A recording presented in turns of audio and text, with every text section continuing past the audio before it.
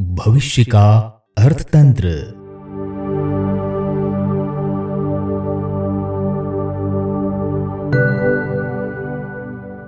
वर्तमान धनाध्यक्ष प्रायः अधिक आमदनी वाले कारोबार बढ़ाते हैं और बड़े मिल कारखाने जमाने में अधिक लाभ देखते हैं। यह प्रवृत्ति जल्दी ही बदली जानी है। असमंजस उनके सामने है जो बड़े व्यवसायों में फंसे हैं। उन्हें समय के साथ बदलना होगा। अच्छा हो वे हठ न करें और समय रहते बदलने की प्रक्रिया आरंभ कर दें, अन्यथा एक साथ झटका पड़ने पर वे संभल न सकेंगे। सरकारी बैंक अभी तो उन्हें बड़े उद्योगों के लिए बड़ी सुविधाएं देती हैं, पर अगले दिनों यह भी संभव न रहेगा। आने वाले दिनों में कुटीर उद्योग ही प्रमुख होंगे। वे गांव कस्बों में चलेंगे और सहकारी स्तर पर उनका ढांचा खड़ा होगा। धनाध्यक्षों को समय की चेतावनी इतनी ही है कि सीमित लाभांश से काम चलाएं। जो कमाएं उसमें लाभांश का सीमा बंधन हो। इसी समिति में वे श्रमिकों को भी भागीदार रखें। इस प्रकार समय बदल भी जाएगा और वे हैरान भी न होंगे।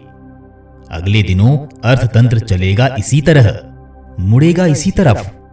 इसलिए इस संभावना को भविष्यवाणी मानकर नोट कर लिया जाए और जिनसे इनका संबंध है वे अपना ढर्रा अभी से बदलना प्रारंभ कर दें।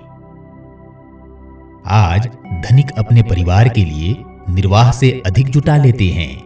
निर्धन मारे मारे फिरते हैं। उनके स्तर में जमीन आसमान जैसा अंतर रहता है। अगले दिनों सर्वसाधारण की अतिरिक्त जिम्मेदारियां समाजतंत्र को ही वहन करनी पड़ेगी। इसलिए आवश्यक है कि वही व्यक्ति उत्पादन का स्वामित्व ग्रहण करे जो सामाजिक जिम्मेदारी भी वहन करे। सरकार जिम्मेदारी उठाए, कमाने वाले पूंजी जेब में रखे, यह नहीं चलेगा। व्यक्ति को सामर्थ्य भर काम करने पर बाधित होना होगा और औसत स्तर के अनुरूप गुजारा करने के लिए आदत डालनी होगी। आज कोई कितना ही धन जमा कर सकता है, किसी को भी दे सकता है, किंतु कल वैसी स्थिति न रहेगी। पूंजी एक तंत्र के पास जमा होगी। व्यक्ति की हर उचित आवश्यकता उसी से पूरी होगी। निजी संचय की और मनमाने अपव्यय की तब किसी को भी छूट न रहेगी। इससे दुर्व्यसनों और अपराधों का पत्ता कटेगा। चाहे जितना धन पास रखने और चाहे जिस तरह खर्च करने की सुविधा ने ही समाज में अनेकों दुष्प्रवृत्तियां उत्पन्न की हैं। इन्हें मिटाने के लिए पुलिस, सेना, अदालत पर्याप्त नहीं, वरन धन संबंधी प्रचलित अराजकता पर भी अंकुश लगाना होगा। भावी अर्थतंत्र का यही स्वरूप होगा। आज संसार में अनेक प्रकार की अर्थ पद्धतियां प्रचलित हैं, पर अगले दिनों वह एक ही रहेगी।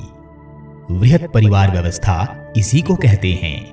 परिवार के सभी कमाऊ लोग जो कमाते हैं एक स्थान पर जमा करते हैं। उसी में से हर छोटे बड़े का उसकी स्थिति तथा आवश्यकता के अनुसार काम चलता है। संसार अगले दिनों एक कुटुंब की तरह रहेगा। इसे साझे की दुकान कहना चाहिए। सभी देश अपनी भूमि, संपदा बड़े विश्व परिवार में विसर्जित करेंगे। यही काम व्यक्तियों को भी समाज के भंडार में जमा करते हुए करना होगा। यह भविष्यवाणी अथवा संभावना या आवश्यकता जो भी है, पर भवितव्यता के रूप में इसे सुनिश्चित समझा जाना चाहिए। युग ऋषि वेद मूर्ति तपोनिष्ठ पंडित श्री राम शर्मा आचार्य। अखंड ज्योति, जुलाई 1984।